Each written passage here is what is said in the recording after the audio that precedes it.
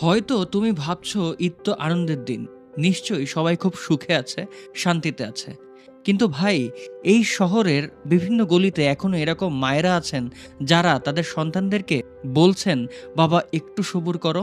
কিন্তু তারাও জানেন তারা এবছর কোরবানি দিতে পারছেন না। তাদের বাসায় এখনো ঈদের রান্না হয়নি। ঈদে জাকাত দেওয়া হয়, কুরবানি দেওয়া হয়, তবু কিছু মানুষের কেন জানি না আমরা একবেলা ভরপেট খাবারও খাওয়াতে পারি না। তাদের আমরা কোনো পোস্টে দেখি না, কুরবানির পশুর সাথে তাদেরকে আমরা সেলফি তুলতে দেখি না। তাদের কাছে কুরবানি ঈদ মানেই যেন একটা আকাঙ্ক্ষা, একটা অপেক্ষা।